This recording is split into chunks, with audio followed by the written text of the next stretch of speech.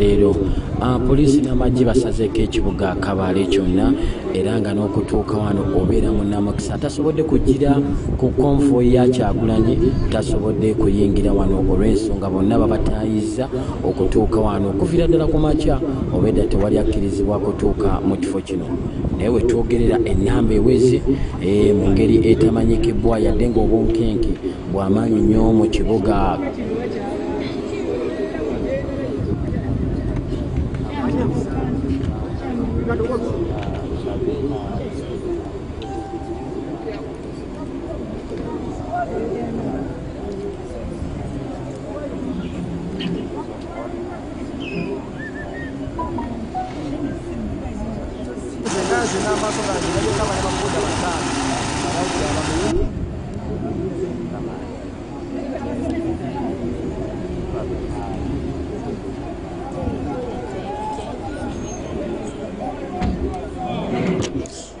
naye gwe buli kiseera gwokola ensobi ogalawo teweefiirayo buli lunaku gowanyiga engalo gowanyiga kutamala engalo every time and they tell you boast you are very stupid mwana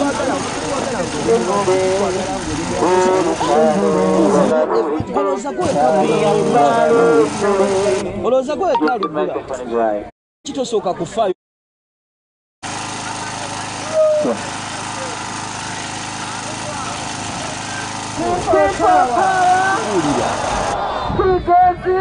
People power, Rwanda, Ruchiga, Chisoro, Katezire, NUP, Sagurani, people power. Katrenga tiyimba ko Katren kwetongora ketongoro kitu nishaba koka kabedi ni bakirezero mu Uganda terabe abantu bakakito mu rurimi rwabo rushiga twakita ketongoro bikagira urugamba turutaro n'uruganda when urugamba kurrawe tubyantware kirunga shemererwa mu Uganda nsya mwatwata kare he katweshongore mu rero cyane urugamba kurrawe turyantware kirunga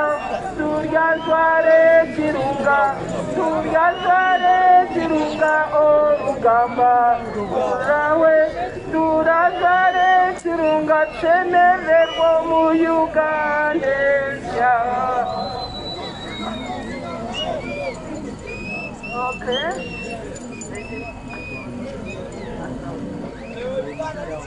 People power. Chagrani. Our Konko Gomzinda. Abantu ba Kabaale. Furiyo.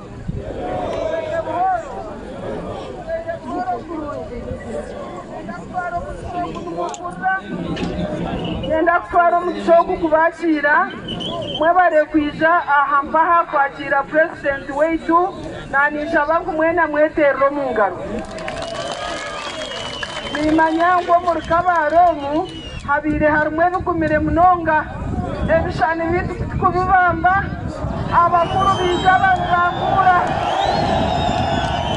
ngweno niyenda kuchenera kimwe na sekuchena action ya barbarism obukopi obukushembayo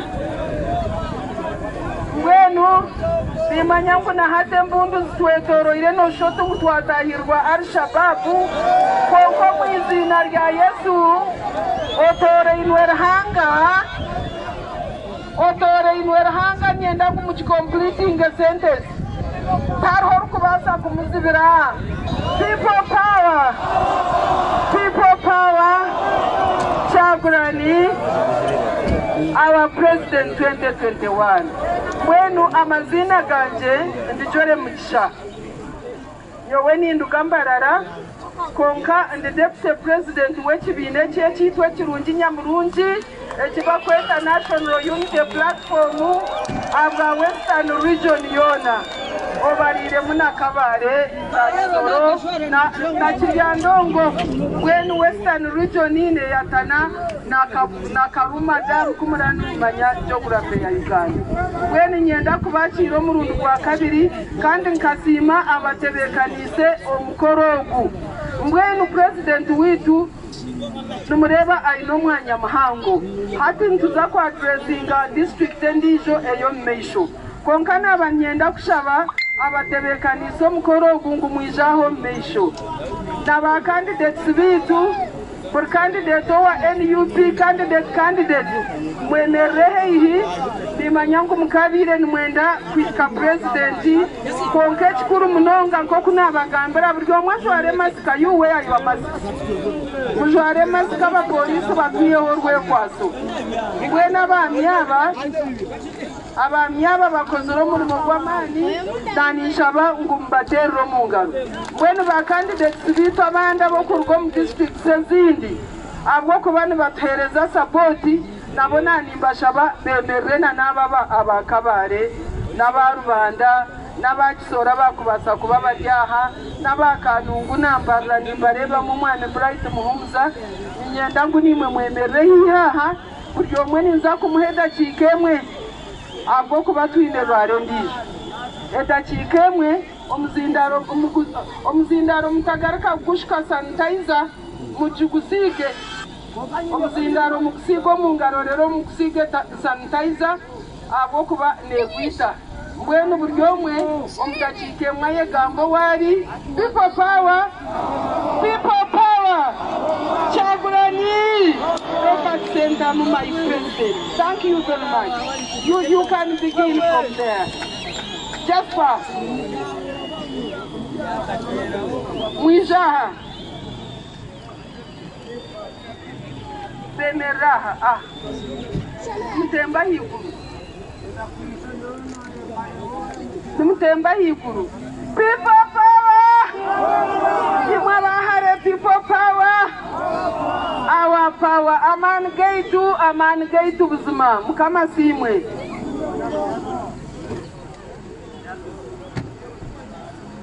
bana batata mulio kukumire kibale amazina ni ayebale Jasper ubindi baleta rugamba je ninyo chief coordinator wa NUP mu Kigezi sub-region kandi ninyo nyesimbiro kuteleza Rubanda East constituency kulamanya biriyo Rubanda East hoye Bobiwine owindi bulaka Bobiwine niwe Robert Kyagulanyi Ssentamu wangani we yamutusinikire Kabaale okuturaga tuli twashalirewo mutero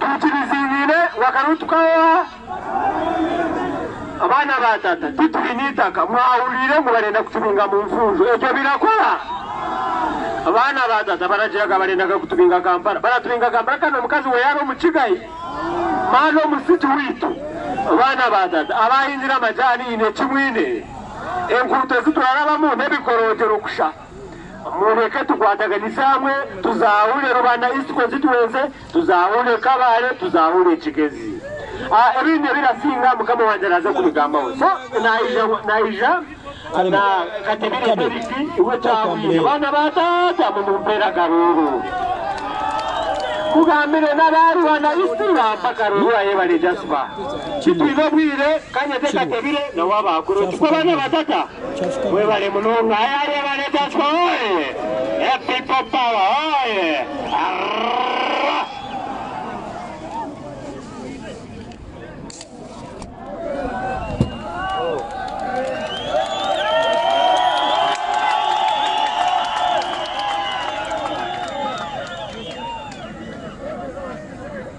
people power, our power, NUP, everywhere.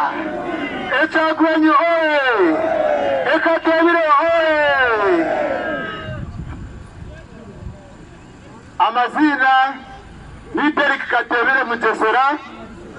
People power, our power, NUP. umwandiki mukuru wa People Power Against Sub-Region. Ndakoro nayebareja sipori chairman kandi nyesimbireho antebe ya LC5 kansara Kabaale Central Division. So ndabashama mpaka Ruru abarantere n'abanyabikoni Central Ward Kigonji na Butohere kandi undi munisi kasikara nawe turiho imyaka 20 ayembe gwa 25 barameta umugurusi ari Karamba. Mbenu ejo nibyo ndabashaba akaruru kitwa ryakatere 20 cyo kubanza 2021 so muje mutangana biro 20 cyo kubanza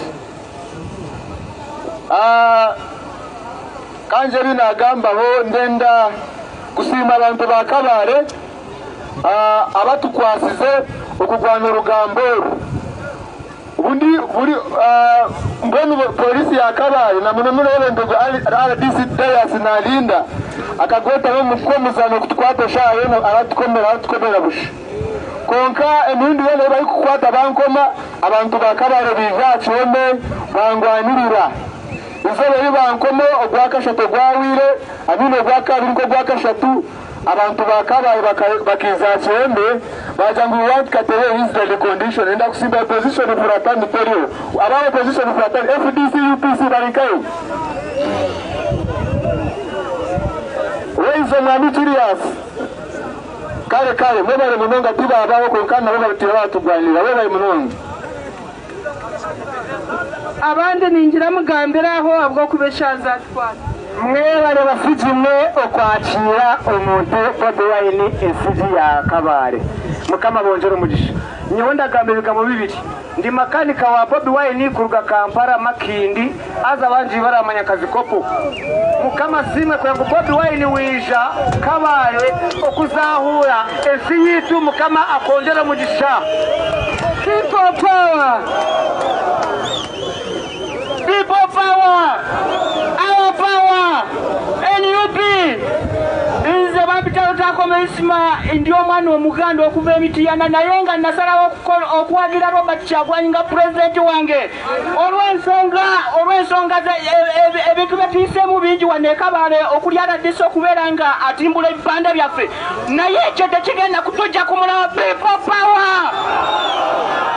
Hello? People power. People power. Barageta muhumuza bright kurugambarara. People power. People power. Kandi nizagwa aha hanyumaha ayiba kweta warabakerere ukashuma hansi wagaraka trading center barakita Kirindo trading center niyo kuzagwa konganya sigura bwa MP bwa Mbarara State House. People power mwenu mureke tukwata mise ekintu tukwate president Museveni emyaka 35 ya marumwe bembezi kushangana hati ninjenda kutegeka nanda kwa ngoma mumuhuze abo kwakobera ke Kabaale yabagira ati muragira ngo ngende inzehe twayakisire hashi mumumburize uburati yagira ogiye kirare togera ko kuza toino wanyu mumumburize. People power. People power. Webale munonga kukagira Bobiwine Kyagulanyi sentamu. People power. Nyenda kutwara omugisha ogu ntakushisha bwire kweta owekitiinisa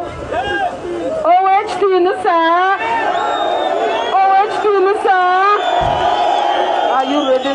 Owekitiinisa Robert Kyagulanyi Gato President Gato oye abazairwa mu Gato nkanye mwimusiye mikono turebe kandi abaino mugasho mwimusiye mikono turebe kandi abazairwa kororo na kasero murayo mweshabwe nche nibatweta abayaye ati kutukuzarwa omumakagamoro tutukubasa kwetegeka. People power. People power. When abantu wari omugishogo ntakushisha bwira bwo kubeshaha zahwayo nyeto w'ekitinisa presidenti owishemwe Robert Kyagulanyi musinguzi mujuni webare munonga nashemerwa kubareba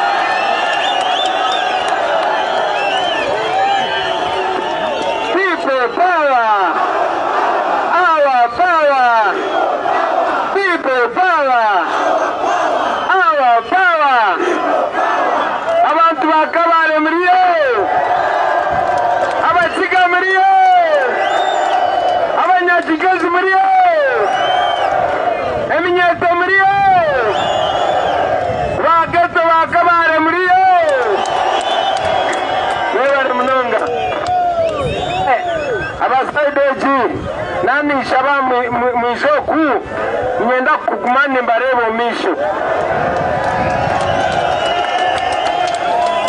people power people power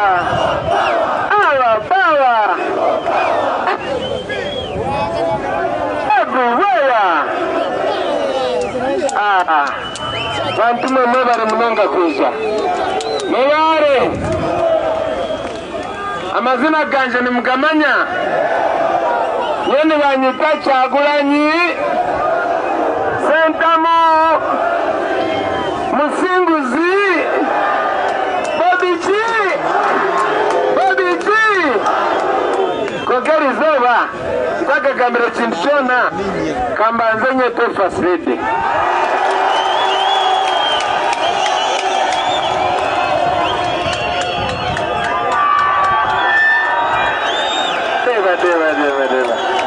Deva sana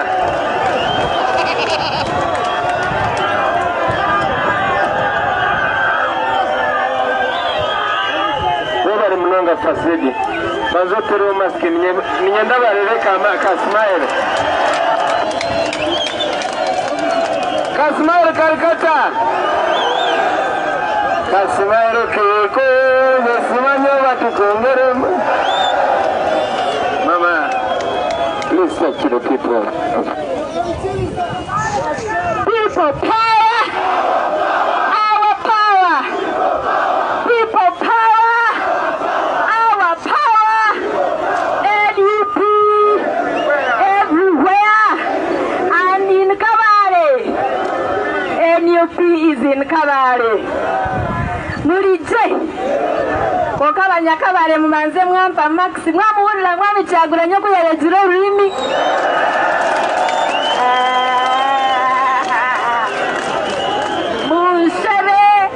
munshebe naza kulabya makiibo kokati nalabye mukiibo akiibo niza kalabyamu ahabiro 14 ebya January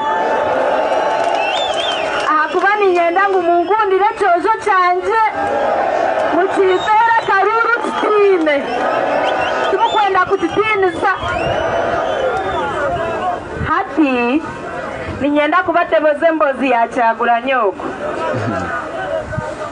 obwabagaha n'omwana wa geto kandi n'omwana wa geto nkabinje kumulyaha aza abantu boko baturabya mugamisho kuba kurebera aho bajya kubasa kuba wekitwaye gasire nimungambira ngo mwena tine kimwe gasire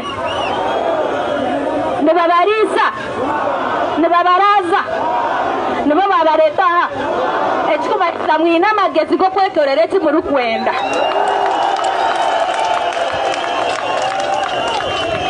abantu bakabare nenda kubagambira omuntu uruhanga yabatoranire niwo Kyagulanyi ina keshongoro Reverend kuyabirakira kundo mu kanisa akaka tweshongoza munonga kari kugira ngo mukama akantorana ibeta ruzikona yanyekundira weka yanyozya ebibi mwenunga amarayonda ibanja ryanze ryona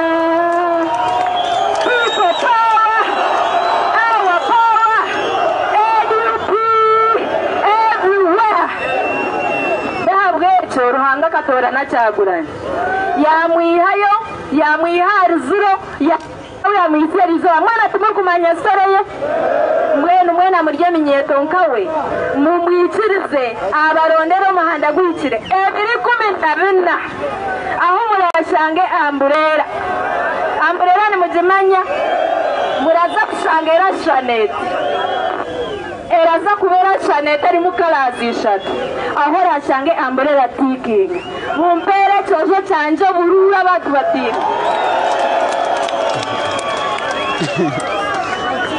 abantu bakabare kumurandondere cyojo nimba hamisiriza ngo bakazi banyu nutuza kumekinga shuwa ngo mu maternity ward baza kushanga mwe bashaho bashange mwe mibazi kandi tubaragaruke kufera abantu bakabare kumurampere cyojo cyanje akaruru abatugazi barya ahantu muza kubona emirimo mwine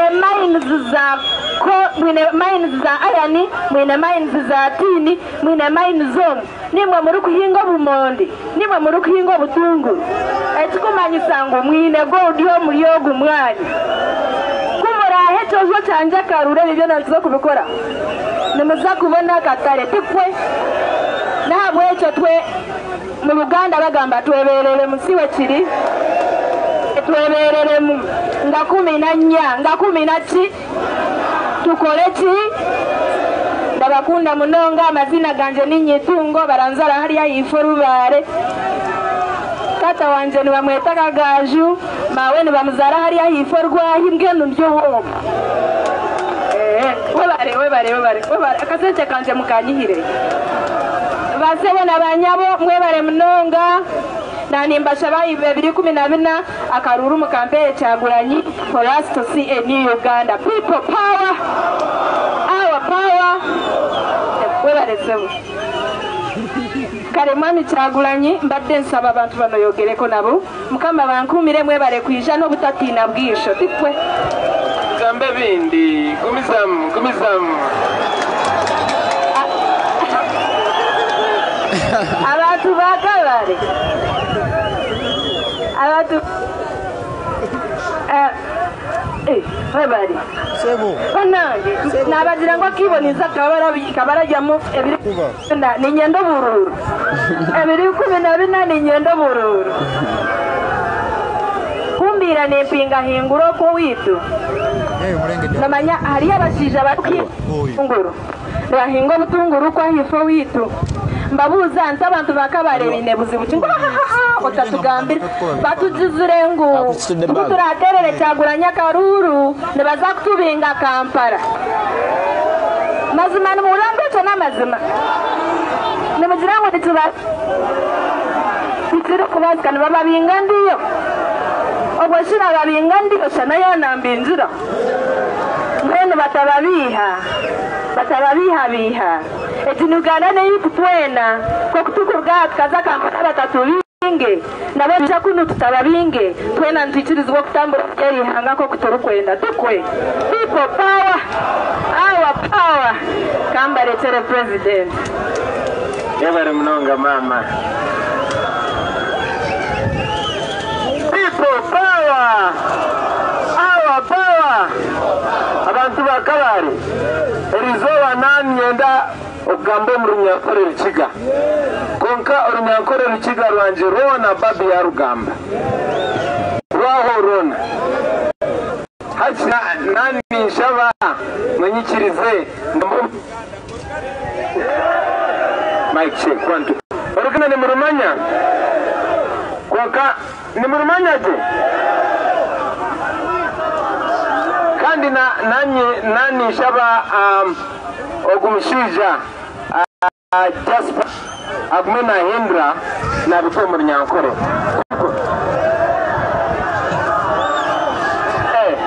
temugamba njogere bwogezi people power abaana b'Ekabaale sokoleke nabo batewali bazeeyi abasinga mwena muli minyeeto mwena muli bavubuka muzikirize mbabuzeeko abaana ba Kabaale sitori ki naye mwana muli bulungi nasembayo okujja wano e Kabaale nga nzize bakubira muziki nali nyina enviri zange nga mpanvu mwana bihinduro bitomu mu Rushiga nkashembayo okuyiga hano muri Kabaale nyizire kubishongolera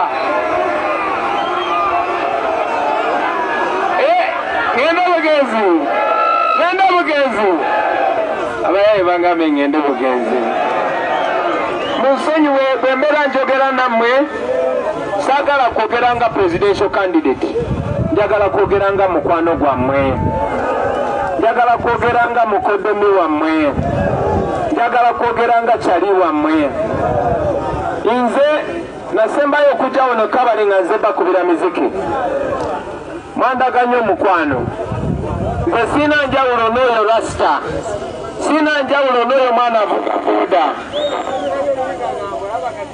Mike Shake siina njawulo n'oyo mwana akola mu nnimiro y'obumonde we are the same nze yemwe mwansitula ne munzija mu ghetto ne munteeka wendi olunaku lwa leero ate temwakomaawo mu abantu beeno ne mumpa n'omwana owakabi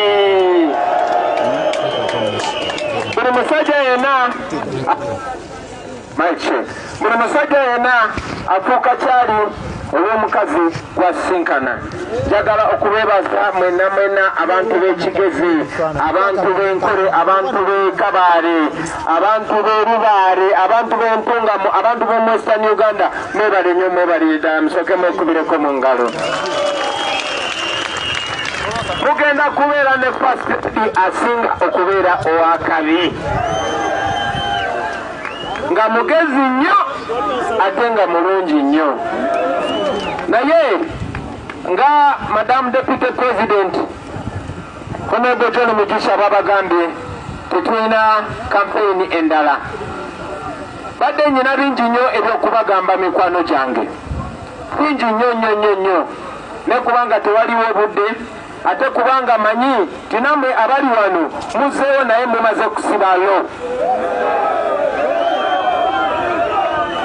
manyi nti poliisi n'amagye n'ebitongole byonna bya security babadde babatiisatiisa nga babagamba bwe mugenda okuwulira Bobiwine tugenda bakuba amasasi naye mubalaze nti temutya mwebale munonga nja kwogera ku bintu bibiri okusookera ddala nze ndi wano si kurepresentinga babosi siri wano kukiikirira abagagga ndi wano kukiikirira abantu ba bulijjo ndi wano kukiikirira abo abakyala n'abaami abakola mu nnimiro abakola mu katale abavuga booda naye nga bafuna katono ndi wano kukiikirira abaana ba ghetto ndi wano okukiikirira omuntu wa wansi okumala ebbanga ddene nga batulaba nga batalina mugaso nabagambye nti nze siri wanjawulo nkulidde mu mikono gyammwe nga mundaba paka wano wentuuse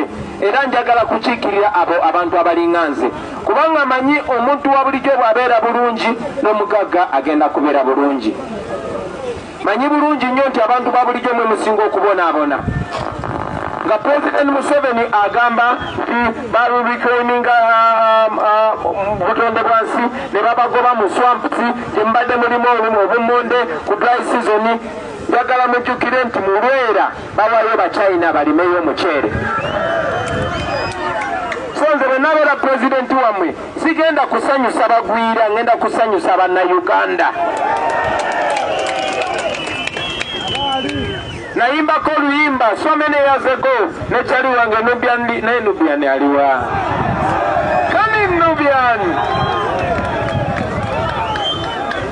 kubanga eyo yebadde enkola ya General Museveni nga ayagala kusanyusa abagwira nga bagamba papa agenda kujja ne bagoba ku luguudo abakazi n'abaana bato abatunda ebinyeebwa. Naye in the new Uganda, everybody is going to be equal, but Ugandans will be treated very, very special. Nkigamba abantu bonna bonna nti nze bwe munonda okubeera pulezidenti wammwe sigenda kubeera boosi, nze ngenda kubeera servant. Obuyinza bonna mmwe mu buyina abakyali bange, obuyinza bonna yemmwe bulina ng'abantu ba Uganda. Era buli kimu ekisalibwawo gavumenti kirina kuyamba mmwe. Olunaku lwa leero tuli mu kulwanyisa COVID-19. Buli omu alina okubeera ne masiki. Naye mu parliament gye tutuula twayisa 82 billion shillings okugula masiki. Naye bameka abafuna masiki ya gavumenti wano? Gavumenti ya Uganda yagenda neyewola up to 4 trillion shillings. Trillion erimu milioni erimu emitwalo meka 10. Billioni erimu milioni 10. Trillion erimu bilioni 10. Ekitegeeza bwe beewola trillion 4 ezo ziba bilioni meka 10. Ziba zitegeeza milioni emitwalo 4. Bagamba ezo sente bazeewola kulwanyisa COVID-19. Naye amawulire leero gafulumye, amawulire ga gavumenti nga galaga nti tewaliyo oxygen mu ddwaliro, y'ensonga lwaki abalwadde ba COVID bafa. Naye sente zonna bazigulamu tear gas kubanga baagala kuba Kyagulanyi. Bino bintu byenjogerako bituufu baganda bange. Era ffe nga bannayuganda ffe tulina okubenefitinga kuba eno Uganda yaffe ffenna. Oba oli mugagga, oba oli mwavu, oba oli mukyoli, oba oli mukiga, oba oli muganda, oba oli musoga, oba oli muteeso, we are the same. Ne President Museveni yakozesa etwiki ya kutwawula yawula, mwe temulina kukolagana ne bano, mwe temulina kati tukole ki, ffe twagalana, ffe twewasadda, ffe tuzaala abaana, kati kikyo tugamba. So in the new Uganda, we are going to be the same. We are all going to be protected. We are all going to be happy. Yensonga mikwano gyange lwaki nzize wano mbagambe bamaama, bataata, abaana bato, basenga, bajjajja, mwenna. Let us first and foremost njagala kubasaba mutambuze eno message. Kubanga munange President Museveni tayagala njogere nammwe. Kuba amanyi benje bagamba mujja kulaba nti we are the same. Ayagala nkumira eri yajja balimbe bintu birala. Abagambe oyo Bobiwine akolagana n'abazungu. Oyo Bobiwine ani akolagana n'abazungu nga Lake Victoria bagitunda dda. Ani akolagana n'abazungu nga investor owe Uganda gobeera mwavu naye nga investor bava musize beeru tebamuggyako musobo. So mikwano gyange muzikirize mbasabe there's too much to talk about. Nandibadde mbagamba bingi nnyo naye nina omukisa nti sometime njogera nammwe ku radio. Today mbadde njagala kumakinga sure nzija wano ne mundabako physically ne mumanya nti saatya nkyaliwo nalo. Manyi challenges zigenda kubeera nyingi, nibaza kuleeta sente, nibaza kubaha t-shirt, nibaza kubatimutimusa konka mugumuzemu mulemereeko. Nze I can only promise you tisigenda kupowa. Nsobola ba promisinga tisigenda kukyusa bigambo byange. Nsobola okubagamba nti ngenda kuyimirira ku mazima naye nammwe muyimirire ku mazima. In the new Uganda, nga Madam First Lady babagambi, by the way, bemunonda nga president. First Lady mulabe naye bwafaanana. nga babagambye nti tetugenda kubeera na ddwaliro nga telimuli mu ddagala. Nze nga tetunabagula police patroka tusooka kugula ambulance. Sigenda kujja wano Kabaale kugulawo police station, njagala kujja Kabaale kugulawo university. Sigenda kujja Kabaale kugulawo kihome, ninza kujja Kabaale okugulawo ki factory.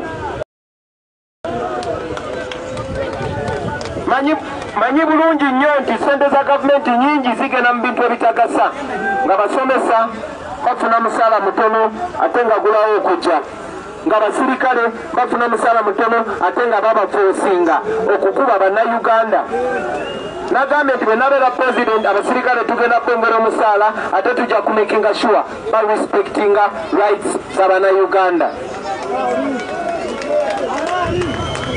Ate njagala okubabulira nti manyi bulungi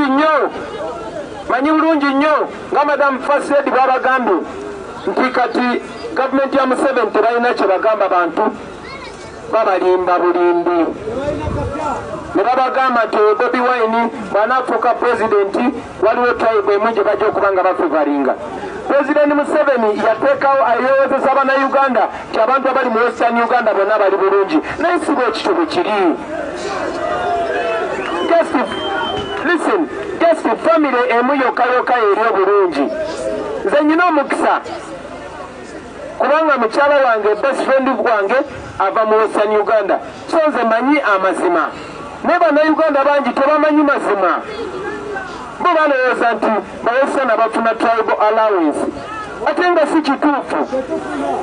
Kati olwaleero President Museveni afudde mutabani we nga yakulira amagye, kubanga manyi Bannayuganda bonna bonna bakoowa kati alina kozesa force.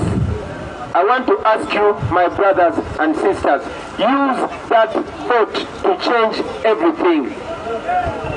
Use that vote to change everything. Akaruru kawe nakamaani munonga. You can use it. You can change everything using your vote. Bwemufula president nga mukozesa kalulu kammwe, kitegeeza musobola okunzijayo nga mukozesa kalulu kammwe. Kitegeeza nti nze nja kubeera servant nga yemmwe ba boss. Kitegeeza nti president yenna ne MP ajja kubeera servant w'abantu, kye tuyita servant leadership. So nga mba waggulu mikwano gyange njagala ba encouraginga ebiro 14 ebya January mwenna muveeyo tugende tulonde. Togamba nti atuli bangi munonga ze ne bwe sigendayo. No, ffenna tuveeyo tulonde nitwenda buli karuuru. Ffenna ne bwe mba mulina omulwadde oba omukadde nga tasobola kutuuka ku polling station, abaana ba bodaboda awo muzannyeewo pati we mugizannye. Twagala buli muntu yenna alonde. Bwe tumala okulonda njagala komawo wano e Kabaale nga tewanga patrosi ze zingoberera, waliwo ambulance nga ze zingoberera. Njagala komawo wano e Kabaale nga tewali muntu gwe wakuba migombo gwe togenda kulaba pulezidenti we. No, njagala komawo wano e Kabaale nga ndi pulezidenti wa Uganda owakabi. Njagala tusalewo ffenna tubeere ne pulezidenti omupya nga sabanti wammwe, nga mukwano gwammwe, nga mukozi wammwe, ng'afaanana nga mmwe, ng'abawa ekitiibwa, ng'ate atya okubanyiiza kubanga yemmwe mwamugya mu geto ne mumufuula pulezidenti. Ekyo kisoboka. So bwe tugenda okulonda nyenda kubasaba egi umbrella nimugimanya, kola areeba umbrella, buli gwolabako umbrella togenda kusanga linnya Bobiwine ku ballot paper, togenda kusanga linnya Musinguzi ku ballot paper, ogenda kusangako Kyagulanyi Sentamu Robert ne simbo eya umbrella. Tulina ne bakandidate bangi nnyo. Kyagulanyi Sentamu Musinguzi omukiga naki bw'omala okulonda tovaawo. Manyi nti abantu bangi nnyo babalemeseza okujja okumpuliriza, naye njagala kubasaba mutwaleeyo message. Abantu bato bonna abali eyo abantu baffe bonna bali mu tawuni mubawe eno message baleme kutya. Your vote is going to change everything. Batabatinisa ni Museveni aja kwiba Kalulu. No, manyi nti Museveni abadde nga abba Kalulu ebbanga lyonna, kandi tuwe tuli bangi munonga. Era bwe tulonda akalulu kaffe ne tukakuuma ne tukabalanga kawera tabalimbalimba, Museveni yatyadda kubanga UN emutunuulidde. Yes, tabatiisatiisa nti bagenda bakuba amasasi kubanga amanyi bagezaako nataba na Uganda badictator mikwano gye bonna bonna alabye nga bwe baendinze up. Gaddafi yali mukwano gwe ali luddawa, Mugabe yali mukwano gwe ali luddawa, Omar El Bashir yali mukwano gwe ali luddawa. Kati tebabatiisatiisa wadde mulaba security nyingi entambulirako poliisi n'amagye buli wempitawo temutya ebangoberera kubanga olebe ndi pulezidenti.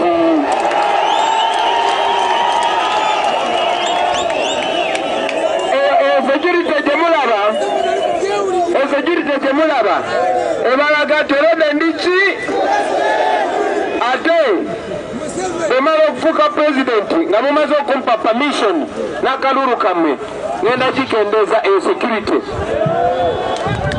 kubanga nze njagala kubeera n'abantu baffe. Siina musango sikuwa bantu kiyagaasi so tebalina kunkuuma, siina kubeera nga tuli wamu ne bannayuganda bonna bonna. Banange mwebale nnyo, mwebale ddala, mwebale kumpuliriza, mwebale munonga. Akapera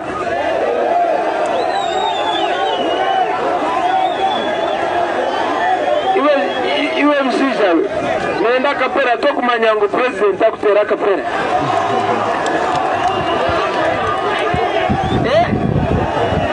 Gasina bakubira kapera njagala mwagala okulaba ku kyali wange.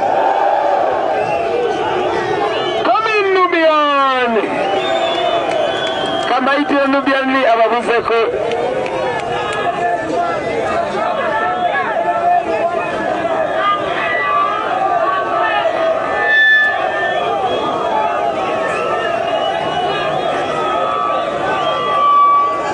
wa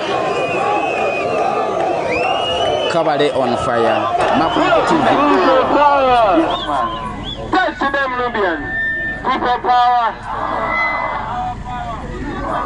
Check. Testing the microphone. Wanji? Wagala kuleba liiso. Liiso liri clear. Naye nga mukimanyi kye tuliko. Check. Tulina okujjako dictator. Tulabe nga tufuna enkyukakyuka gye twetaaga nga bannayuganda. Si bwe kiri? Ekyokola mukimanyi simba yaffe umbrella era ogenda okulonda amanya mugenda kusangako Kyagulanyi Sentamu Robert butiiki nga butiikinze. Siwe kiri wadde embeera ekaye osobola kusaba togwa mu ssuubi osobola manya Mukama waali osobola embeera yonna.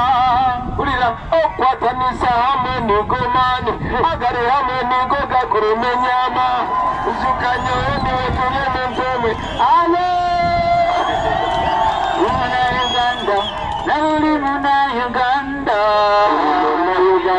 uwawa Uganda bena tulira Uganda people power our power uwagala nnyo. Okay, Kambuse honobo zake mumumanyi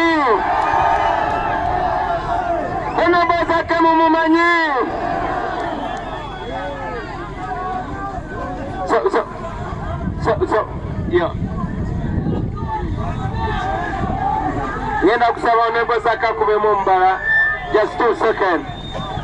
Tero mbala shija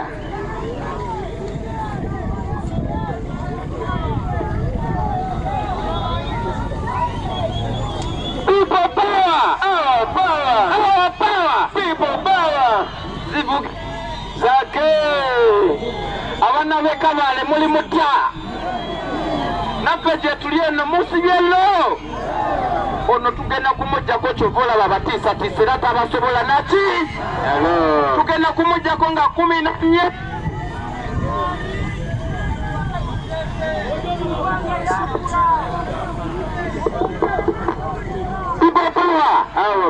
tugenda kumujjako mu mirembe era mbasaba mubeere nga temwetanze nagano okufa bagadde okunkuba nagano okola ki kati namwebasatali agenda kubatta mulina okubeerawo paka nga tumaze okwambala engule mwebale nnyo mwebaleresera kandi nyenda kuboleka assistant wa honorable zake ogw'omushiija n'omukiga konkati kumanya orukiga norumanya ekishiija sinyo ogw'omushiija ne bamweta Sasi Marvin, the original Sasi Marvin. People power, our power, our power, people power. January, yeah man. Okay, kati finally barageko kukuchali gwange mugumanyi bagwitani Edi Mutwe Edi Mutwe jakeko pila balabo mutwe people power, our power, people power. Etubacha mwebale munonga bantu mwebale mukirize tugende ate ku kampeni endala obudde bukyali mwebale munonga 14 January yes sir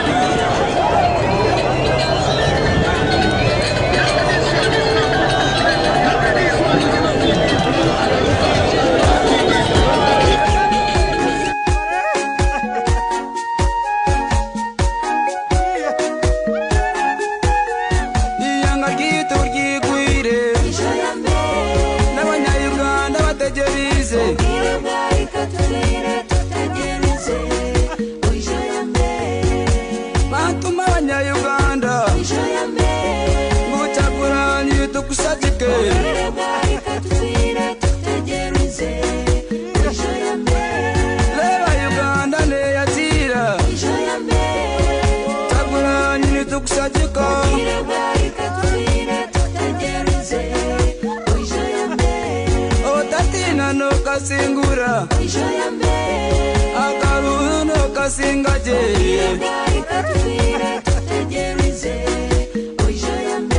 esakona abesipisi bano abafulu niyo bajjo wa uniform zikyali mpya n'eggambo tusi basajja battu n'abalala bangi nnyo abayiriddwa ku kisaawe abayiriddwa ku kisaawe babadde bangi nnyo naye ng'embeera bwetyo ebadde abantu abasobodde okujja bazze mu bungi bwabwe ne babaawo nga balaga obumalirivu abasigadde babadde mu nsiko abangi ennyo mu nsozi abalala babadde bweru wa kisaawe kino nga gye bakwatiridde okulaba nga balaba ku pulezidenti waabwe w'ekkumi ekikyayogerako gye bali naye nga bwetyo embeera yonna bwebadde waneeno mu kibuga Kabaale ekisaawe kino kiri mabega ddala w'ekibuga kumpi n'ekibuga naye nga bwekito bwe kitambudde Kabaale lala eddako gye tugendako ey'okusatu obudde bukyali ku sayidi yaffe singa emmotoka ziba zitambudde ku sipiidi eyayiriyiri naye nga mwebale nnyo abalabi ba Ghetto Media mwebalire ddala kubeerako njagala okutegeeza nti poliisi kabangali nga mukaaga ezimanyikiddwa ezirondoola Kyagulanyi buli wadda okuviira ddala e Kampala ate nga bano bakubi batiya gaasi lukulwe balabiddwako ndooza bazireeti nga Kyagulanyi amaliriza Kisolo we bajjidde era bataddewo embeera omuli ebimotoka ebimamba okugala ekkubo okutiisatiisa abantu bebityo webibadde poliisi eya Black Mamba oba counter terrorism nayo weeri yaswamye eddanga bw'owulira baganda bange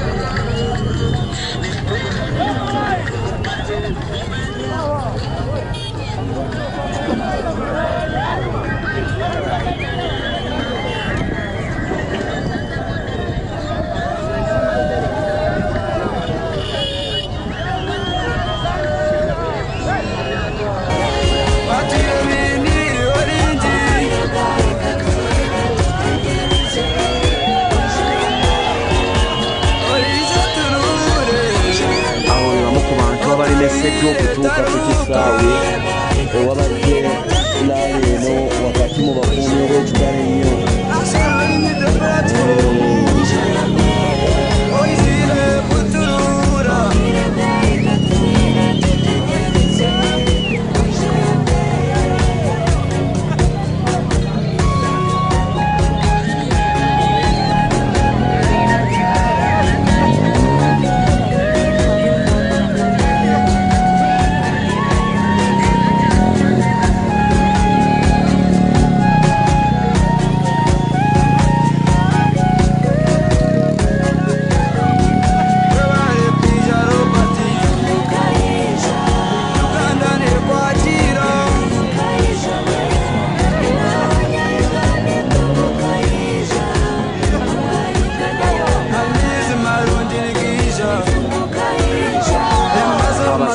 N'abakyala bakayingira poliisi olunaku olwaleero ab'SFC babayita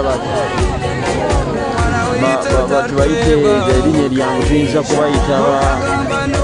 tuyinza kubayita ba crime preventer abayingidde poliisi olwaleero batandise leero okukola emirimu gino. bakutte ekibooko muganda wange, bakutte emigemera walanga bw'okiraba.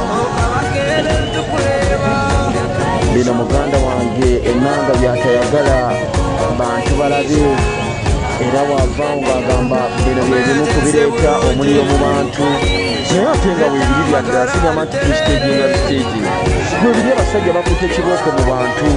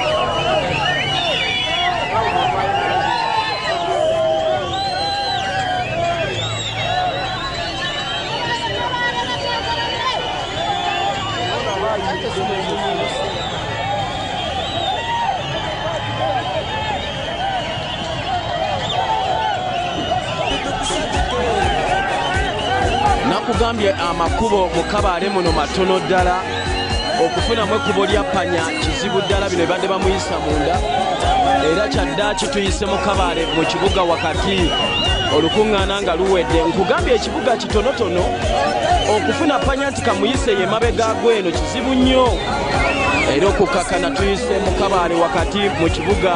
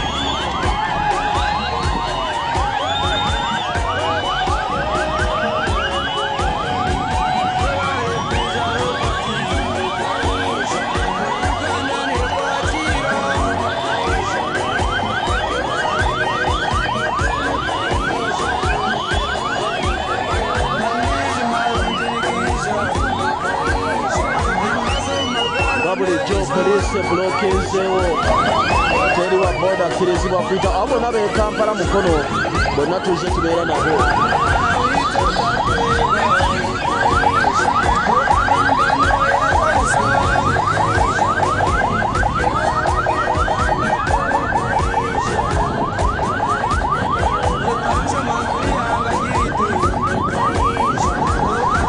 Abantu we batyo poliisi ebajjiddeko naye basalinkiriza ndi mubalaba basalinkiriza ekikumi at least bamusange mu maaso era we tunatuukira maaso bajja kuba bajjudde.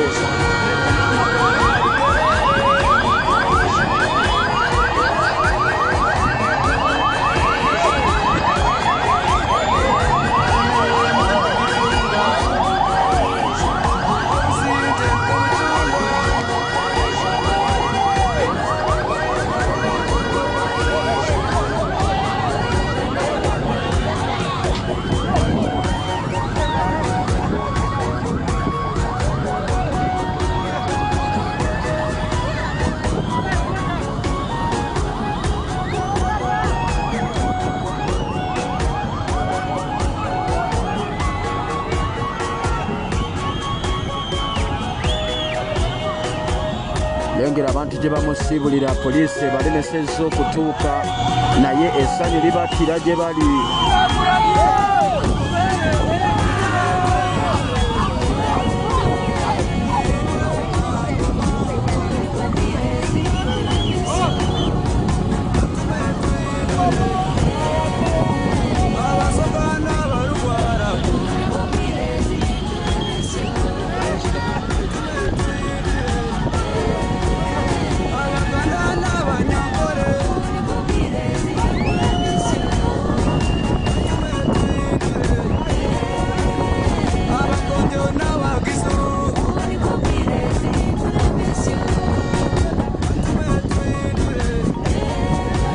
Mulaba nze simulaba.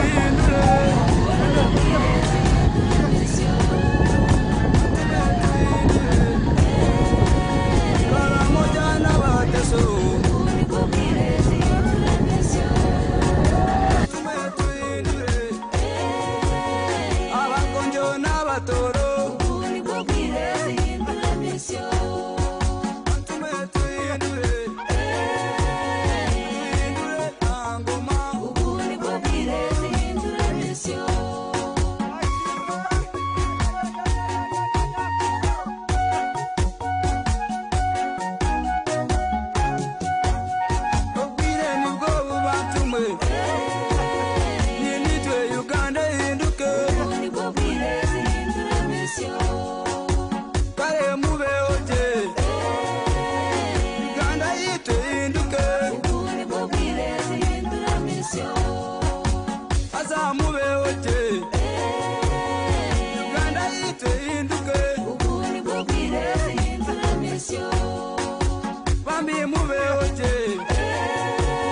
Nagarko witu tungamo. Nagarko yope kazara. Kongoro mubaturaje.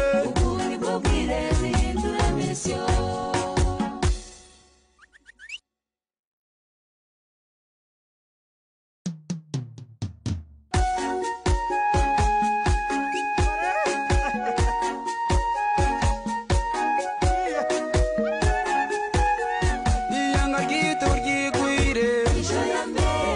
N'abanyayuganda bategerize.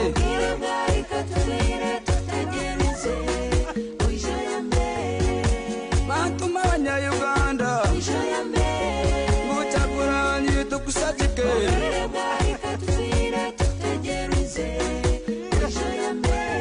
Leba Uganda neyatira. Caguranyi tukusatike.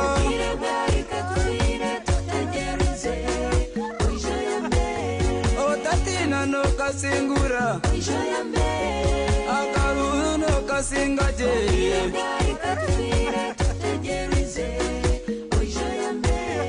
Abanyayuganda nibakwenda.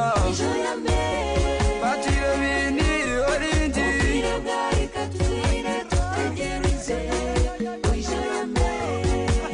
Oisha turure.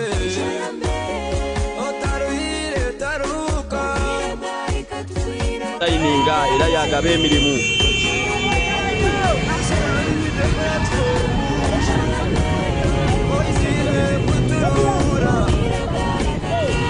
Byebyo muganda wange ebyakagwawo n'abalala bangi tugenda kuba tubakutegeezaako. Ababodaboda babagaanye okuyingira naye bawaguza bayitana mu golf course. Wakiri batuuke ewali omukulembeze bamuwerekereko. Eyaleeta bodaboda mu ggwanga lino Uganda bateeka okuba gavumenti eno ebeevuma. Beebuuza bamuleetera ki kino.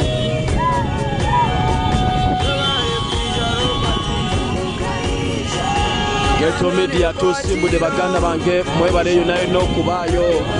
Yonna yonna gye muli mwebalire ddala. Tubeeredde wali kulaala esembyeyo wabaddewo abayomba. Abakomplaininga ku kamera engeri gyekwatiddwamu naye manya abakwata kamera bulijjo era be baba bagikutte essaawa eyo.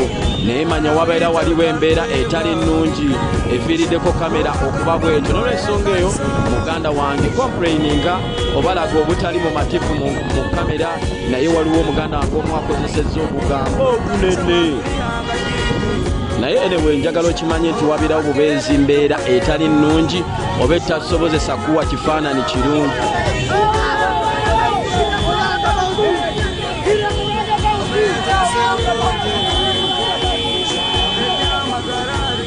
Abasajja beno batu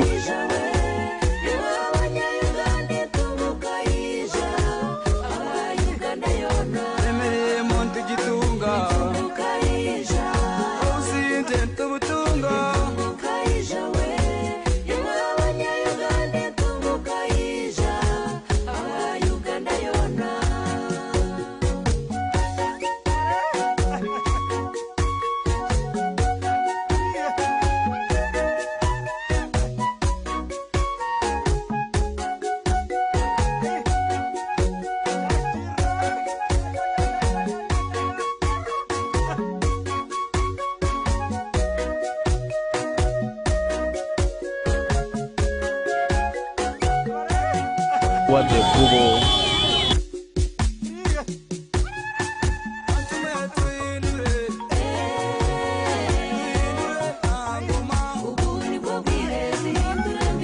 Kwali.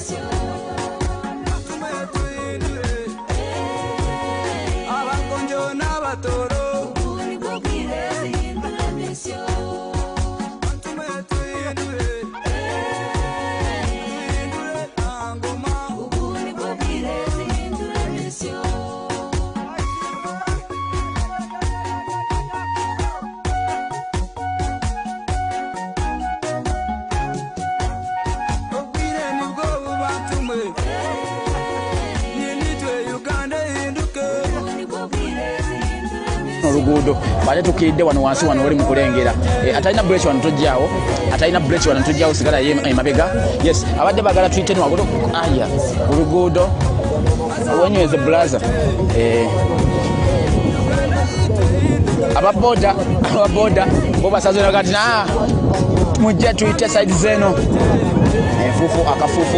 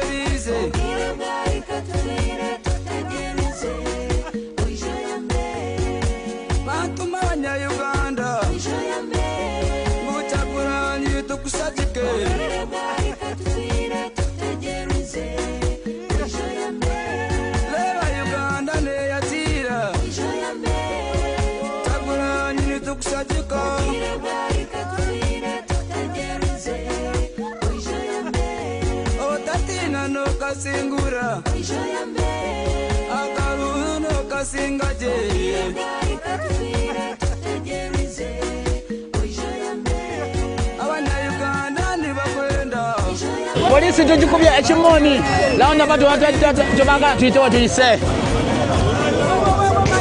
batu watwagala mu kibuga wakati polisi tujikubya ekimoni abagezi b'omukabale batuyisize eno abagezi b'omugundi batuyisize eno abagezi b'omugundi batuyisize eno abagezi b'ekabale batu tebagala tuyite eno nga bagala tuyite eri waggulu nga bagala tuyite eri waggulu mu ndeeyo Kabaale! No! Kabaale! Nagaroni the transporter. Tulina mukulembeze.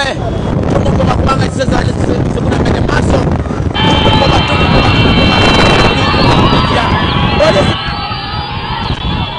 The love of the people of Kabaale is unbreakable. We are moving out of Kabaale.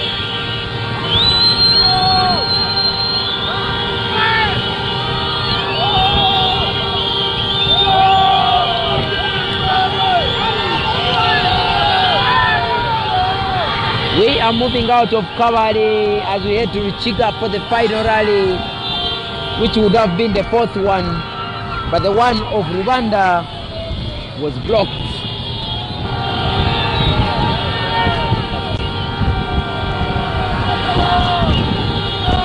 The people we are blocked from going to the rally venue.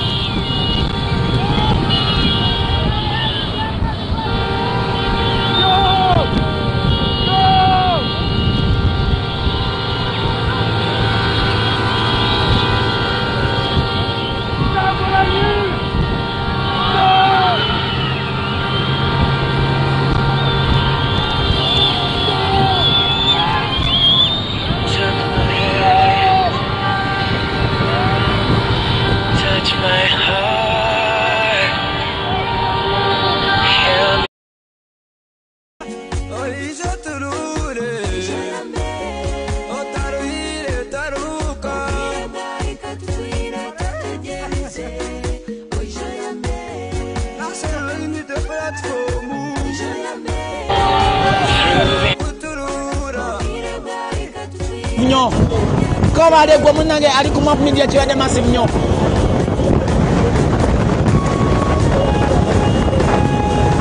Remy Africa webale.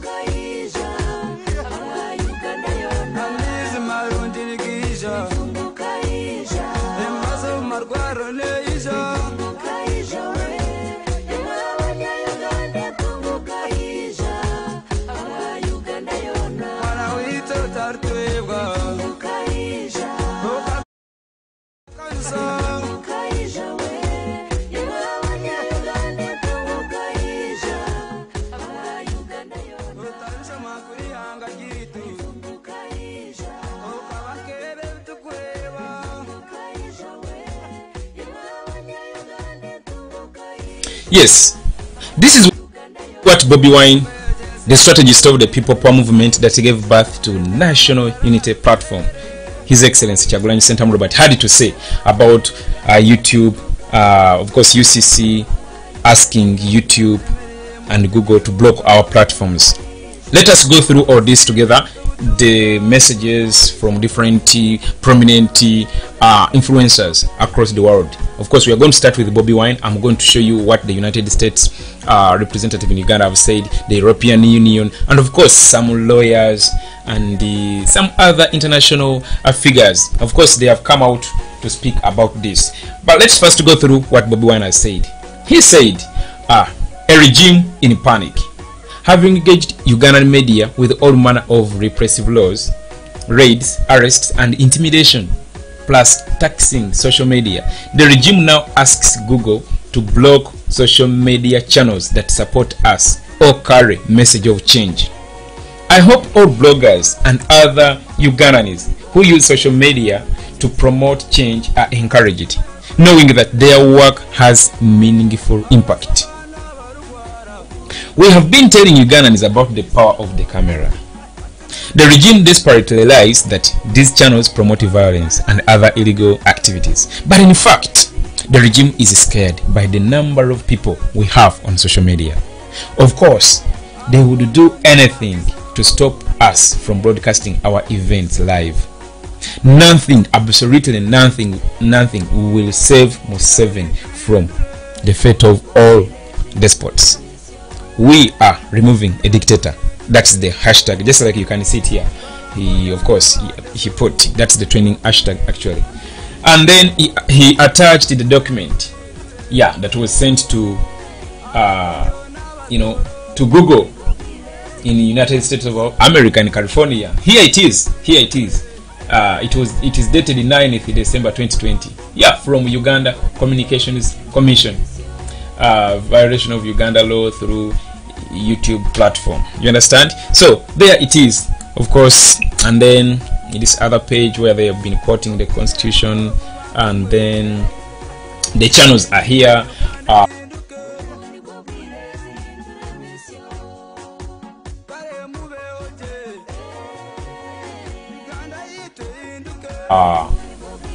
TMO Online, Rumbuye Fred, Trending Channel UG, Uganda FA, Uganda News Updates, Ghetto TV, Busesa Media Updates, Uganda Mpya, Map Media TV, KK TV, Echoto TV, Namungo Media, JB Muwonge, Bobiwine. JB Muwonge is myself. They also want to take this one, but it's impossible, of course, just like I'm going to show you.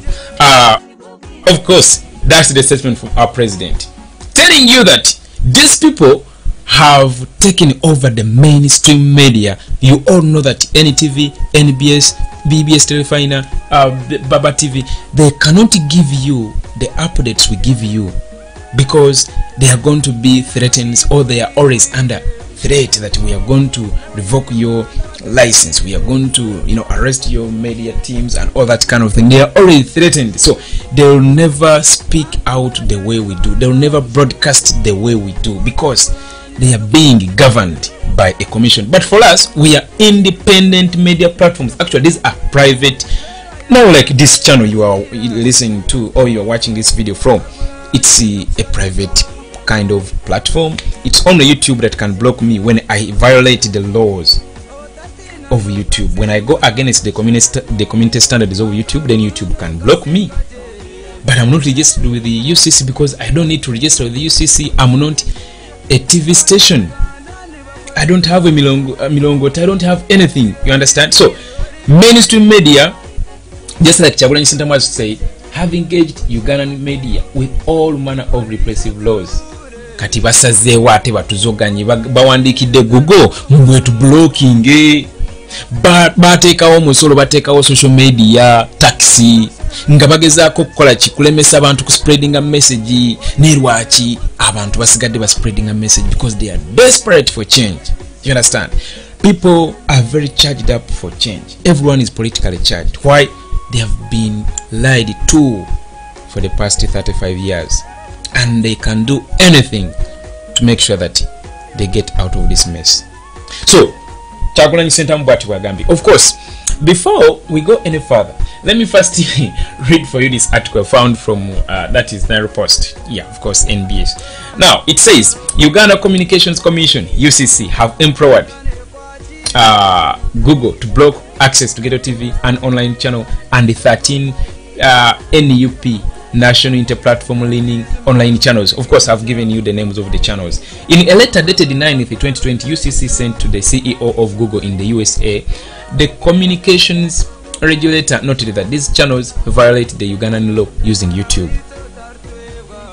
The commission is in receipt of complaints from stakeholders, including the Minister of Internal Affairs as chairperson of the National Security Council, the Uganda Police Force, and has also observed that communication services, platforms, and networks, including YouTube, are being used to publish, disseminate, and or broadcast content that contrary to Uganda Communications Act of 2013 and Regulation 82 of Uganda Communications Content Regulation 2019. The letter reads in part. So the channels that were highlighted at TMO Online Rumbi Afraid, yeah, those are the channels I told you, and including of course myself, JB Muwonge, Ugandan PR, Choto, and all others. UCC said that this misrepresent information, views, facts, and events in a manner likely to mislead and incite violence against sections of the public on account of their tribe and political opinions. That is wrong. That is absolutely wrong.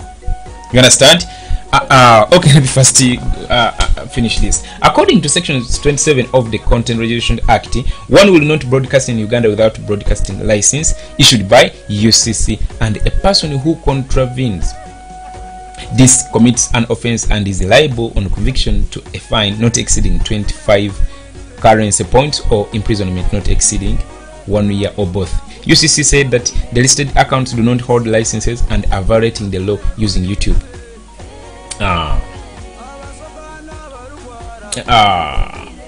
Wherefore, as the regulator of the communications sector in Uganda, and in accordance with the Section Z, those are the listed Section Z of the Uganda Communications Act 2013, the Commission hereby implores Google to block access to the following accounts, UCC stated in the letter. Can you imagine? So, earlier this year, UCC directed all online content providers to register with the regulator without fail. A number of content providers, however, undermined the directive and continued to operate unregulated. So I would stop there. But there is something I want you to understand about this. First of all, this was a silly move. I'll call it a silly move. Why? Because you cannot direct Google to block us, to block accounts, or to block channels that are related to NUP that support Bobiwine, because you don't like what they post, because for you think what they post incites violence and all that kind of thing. So now I'm speaking, am I inciting violence? But I can tell you they don't like what we say. And so now they talked about the issue of licenses. Let me tell you one thing, guys. Take an example, a comrade like Kapalaga Baby, who is in Boston, and he records himself using his smartphone and then uploads that video on his Facebook page. He's a Ugandan, and then later on his YouTube channel. So of course the consumers of that content are Ugandans, we Ugandans. So do you want that person to have a license?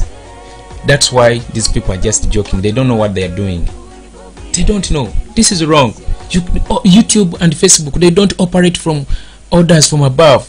That's not how they operate. YouTube and Facebook, they have laws that govern these platforms, and whoever signs up to use these platforms, that person has to comply with these regulations as well. Once you break them, you are going to be blocked.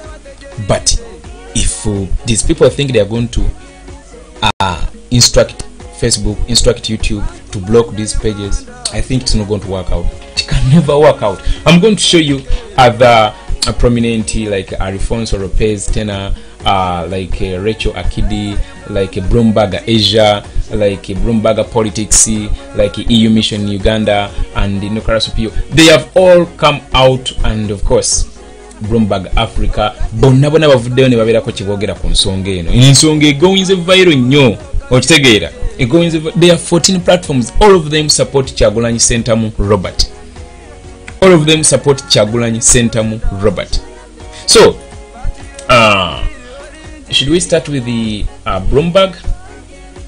Let me see. Uganda seeks to block YouTube accounts linked to Popstar, and this is their website, of course.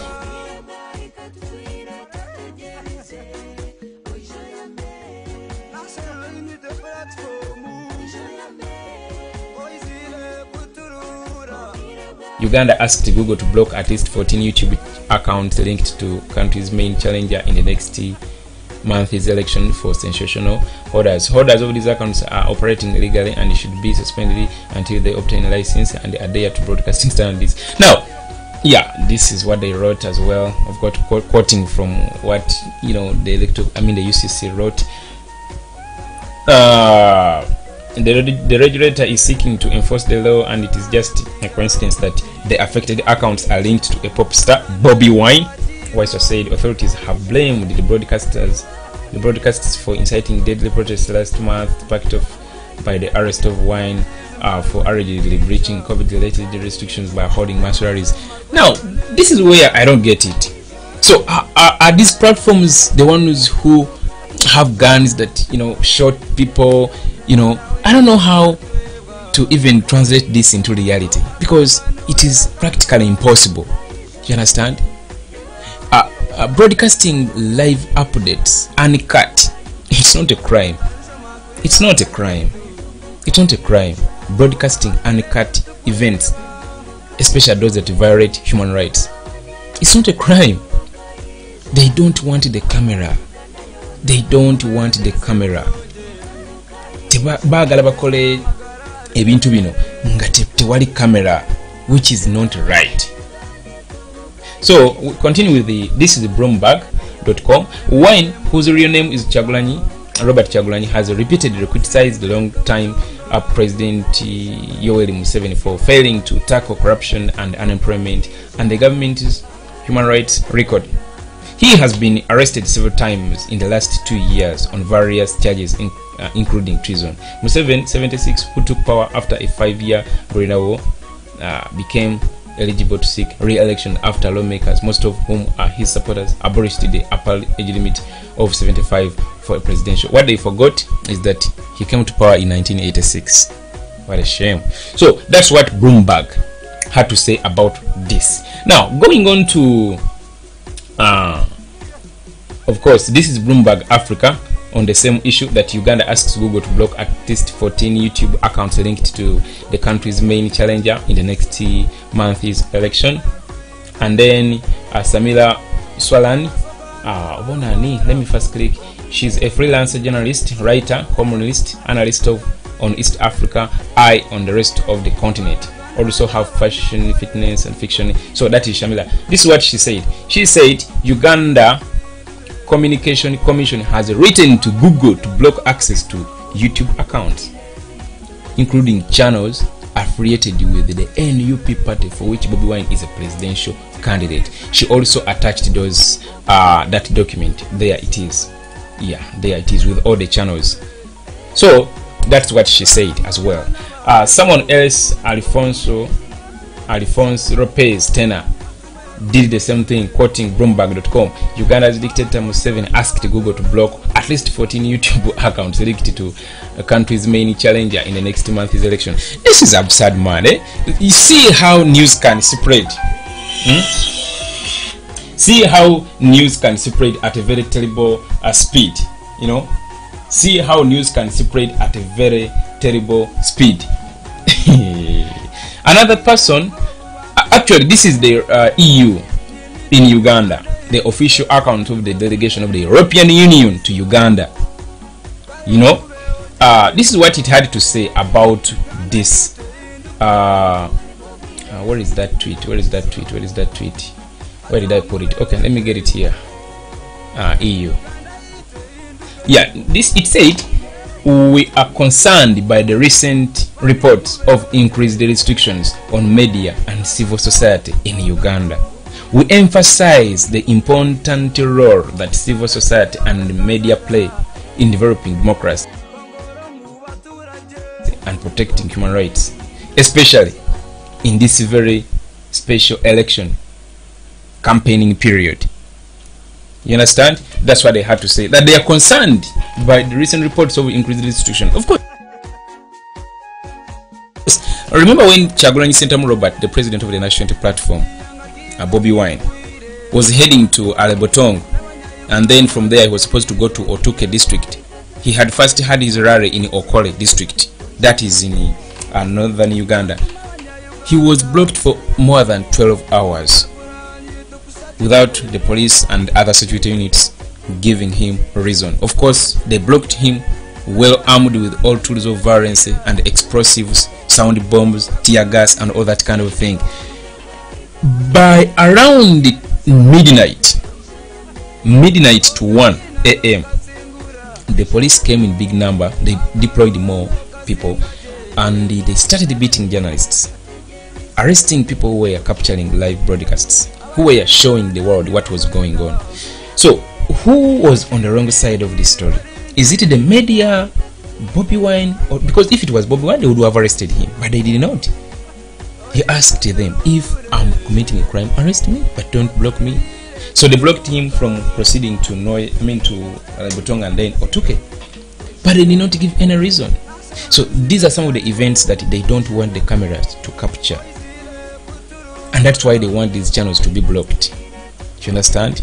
It is absurd. So that's what the European Union in Uganda say. They are concerned and they are aware, and they emphasize the important role that the civil society and media play in developing democracy and protecting human rights, especially in this in this very special election campaign period. Those are the people. And now when we go to these other people, EU mission, is it EU mission? Yeah, EU mission Uganda. It also came out, and but before we go to that, there is this city lawyer, yeah, Uganda human rights attorney, that is Nicholas Opio. He also, actually, for him, he said and the Silicon Valley tech giants Google and Facebook must disregard the letters from the Ugandan authorities through UCC officials, as they are manifestly partisan and intended to curtail legitimate politician campaigns. They have no court order and haven't sought it. Due process circumvented. Naina akuterawo attachment sezo zonna. Ayongeddeko nakugamba that as someone who has acted for Facebook in the TVO case in Ireland, I can confirm that the sites cited in the UCC official letter haven't violated any community standards or haven't been found by a court of law to have done so. The letter is thus a fuse over nothing but prejudice. He also put those attachments there, including the channels being mentioned. Moving on, he said, in the coming days, I will be writing to the tech giants Facebook and Google about this letter from UCC official, urging them to disregard it for lack of premise, abuse of due process, and the curtailment of human rights in the context of political campaigns. So that was the city lawyer, human rights attorney, Nicholas Opio. Bloomberg Politics also made a comment on this. I don't know whether I will get it quick. Let me see whether I will get it quickly. Oh my goodness, come on. Yeah, here it is. It said Uganda asks Google to block at least 14 YouTube accounts linked to the main challenger in the next month's election. They were quoting the other article I read for you from Bloomberg.com. Which other people? Yeah, Bloomberg Asia. Bloomberg Asia also did the same thing. Will I see that for Bloomberg Asia? Let me see. I think it's too far. I think it is too far. Okay, let's leave that. Oh no, it's here. It says Uganda asks Google to block at least 14 YouTube accounts linked to, yeah, the same thing. All right. Rachel Akidi, of course, is she's part of BBC. This is what she said. Uganda Communications Commission implores Google to block access to some YouTube accounts and stop aiding and abetting any further breach of regulatory laws of Uganda. The accounts include several citizen journalism accounts plus Bobiwine linked accounts. Most of these accounts actually are linked to Bobiwine. Yes, because the message we spread is for Bobiwine. Yes, Bobiwine. Yes, the president of the national platform, the strategist of the People Power movement, a movement that has gained much traction, especially in younger Ugandans. Yes, we want change, man. We want change. For the past 35 years, all we see is the same story. We can't keep on reading the same chapter over and over again. We are a younger generation. Over 80% of us are below the age of 35. And now a man of 85 years of age wants to secure our future. We are saying no. And we are trying our best to use such platforms to, raise our voices. But now they are asking YouTube to block these platforms. But it's not good. They're not going to be blocked. Yeah, they're not going to be blocked. Okay.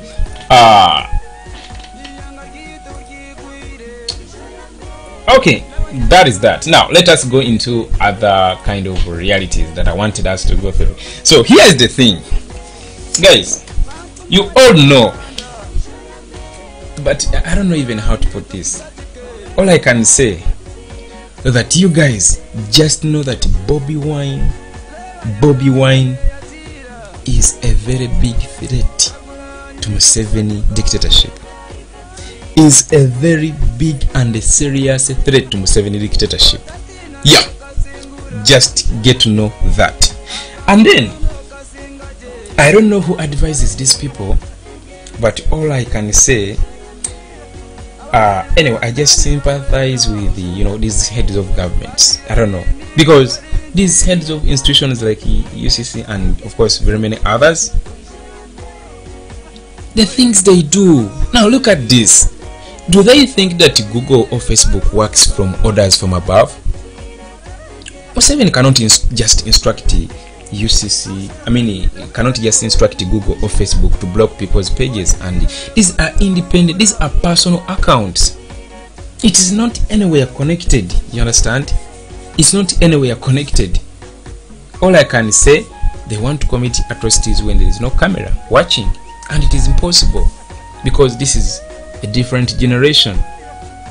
We believe in democracy and we want to bring back the real democracy in this beautiful our country, Uganda, and it's going to happen. So don't forget that these people put social media tax. In order to access YouTube, in order to access Facebook, Twitter, WhatsApp, Instagram and all other social media platforms, you need to pay 200 shillings per day. In order to access 2 shillings, man, it's very expensive. I can tell you, in Uganda, very expensive. 200 shillings. Sente nyingi. Omuntu afuluma ewaka ng'agenze kunoonya 10 lwa kugula kilo ya sina kilo wabula kota ya kawunga. Kitegera afuluma ewaka ng'agenze kunoonya 10 kyokka teggo oyagala mujjako 2. Izo sente mpitirivu nnyo. So that issue of social media tax, it did not work because people just continued using these platforms, sending a message of change through such platforms. Do you know why? All voices have been silenced. No one is allowed to access mainstream media. Tewali nomakkirizibwa agenda ku TV kwogera bigambo ebyo. Bobiwine wagezaako kugenda ku sport, NTV the sport nga bagaana. Wagezaako kugenda ku channel ngeno luli yali ku NBS nga yogera ne bamusalako. Yali akyayogera we yali was it Hoima? Nerabite si Hoima. Jojo. We labikidde ku NTV. NBS. Yabadde akyayogera bwati. Ne basalako eddoboozi lye. n'ekifaananyi ne bakijjawo ne ngamba mukama katonda wange why. So media, mainstream media is totally infiltrated, it's compromised. Whatever they are going to show you is they are going to edit those videos that they want you to feed on. Now, of course, they have highlighted those laws in the constitution, but there is what we call the human rights law. If anything highlighted from these media platforms is related to human rights, then it supersedes. Yes, it does, because human rights violation is a crime. Human rights violation is a crime. Bayinza ogamba nti oko ino kubeera ne license naye sebo oli waba akutte essimu ye n'akukwata ng'oli mu kutemako omuntu mutwe n'akuexposinga, ekyo kiba kyetaagisa. You understand? Kiba kyetaagisa. Mwalaba ebyaliwo ku George wa America, omusajja yamuteekako evivi ku bulago n'amutta. Singa teyali kamera ebyo byonna tebyandibaddewo, tetwandibitegedde. Okitegeera, tewali n'omu yandibitegedde. Then the other thing, it is these people that came out with an idea of us having a scientific campaign election, proposing that we should use social media to send out the message, and then they are the same people coming after our platforms. This is not fair. It's not fair at all. Nainga choino kumanya, there is what we call operational locations. I've just given you an example of my brother, our friend, our comrade, who resides in the United States. I'm just giving an example. Kapalaga baby is in the United States. So how do you expect someone in the United States to come back to Uganda to have a license and then go back to the United States and then start broadcasting? It doesn't work. There is no way it can connect. Tebisobola kukola. Omuntu ali e Bulaaya mu United States kugaye Kapalaga atula ku TV e bulungi oba atula ku simu ena recording n'agenda live bulungi nnyo. Okitegeera, Fred Lumbuye ali Take katuyagala naye afuna ati license. Tebikwatagana. At least singa government yettake ye musabye license aho byandibadde bikwatagana. Ne tebikwatagana. Okitegeera, tebikwatagana yadde n'omulundi n'ogumu. Tebikwatagana yadde tewali kigenda kukola. Platform zigenda kusigalawo. Kyenyina okugamba tuyina YouTube channel ate empya endala bagiyita New Generation TV. Tugende tugisubscribingeko naye jjule. Mbasaba busabi n'obwembofu. I'm humbly asking you, we have another YouTube channel in the name New Generation TV. Let us go and subscribe to it. Let us go and subscribe to that channel. Let us also be very many there, just like we are very many here. Facebook and YouTube, they don't operate on orders of Museveni or orders from above. No, they don't. They have a limit. They don't. So that is that. That is that. Don't have any fear nti oba JB ate pages zamwe bagenda zigalawo nti ate bichi bagenda zigalawo. No, tekisoboka. Beera bisabwera bisaba nange. Ine kino kiswaza n'okuswaza bannange, kiswaza. What I would maybe advise naye mba wate advice kanjibawe omanyi ffe tetulina buzibu na muntu n'omu. What they should have done, they should have mobilized their people whom they always tell us support them. They should open up Facebook accounts, they should open up YouTube channels, and they start spreading their message. You understand? Just like they would do it for Bobiwine. Bagulewo channel zaabwe batandika okupromotinga ekintu kyabwe, bagulewo Facebook platforms batandika okupromotinga ekintu kyabwe. N'omu agenda bagambako naye ate kati gwe okwagala okujja okugalawo buno bwaffe bwe twekoledde.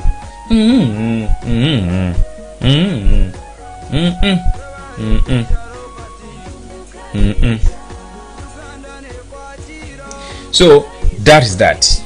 That's what I had for you today. And of course, the president is in the Western Uganda. Twebereremu. Did I forget to say anything? I don't think I did. That's all I had for you today. What I can say, fear not anything. Yeah. nothing's going to happen to all these platforms. Nothing. I can tell you nothing. All I can say, please be serious with what you're doing. We always encourage you guys to share this message, to also do something. Whatever you can do, even if you have, it's a Twitter handle, Instagram account, Facebook account, use it to spread the message of change. It's not going to come on a silver platter. No. It's not going to come like that. Bweti wejja mubine ebizibu byetuyitamu kitegeera bino bizibu byennyini byetuyitamu.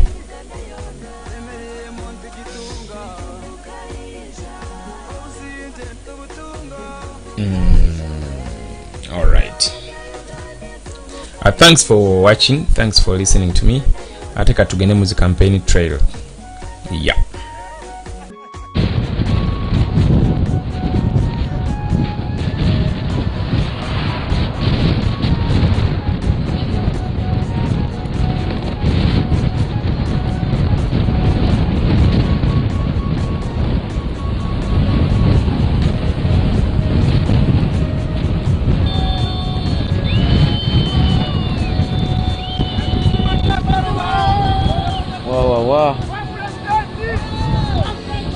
Yeah, maybe the police came to block here, we don't know. We are in Luchiga County. This is the district where we are supposed to have our final rally. Seems the time is against our ally. 15 minutes. 15 minutes to time.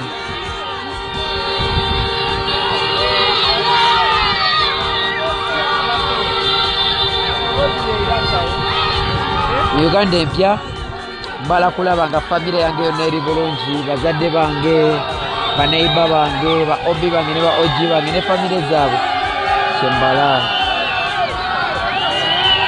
We are remaining with only 13 minutes. We're ready in Luchiga. We don't know if they have not blocked us because I'm seeing police ahead.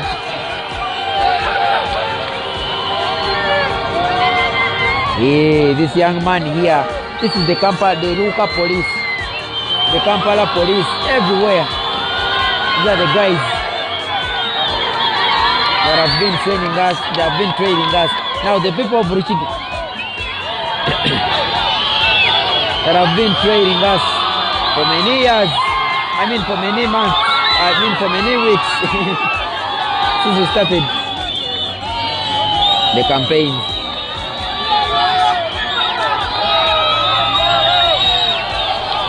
Wow.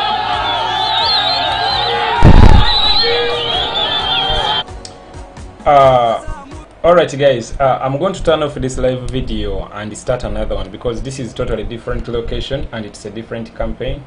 It's the third campaign, so allow me turn this off and then I start another one right now.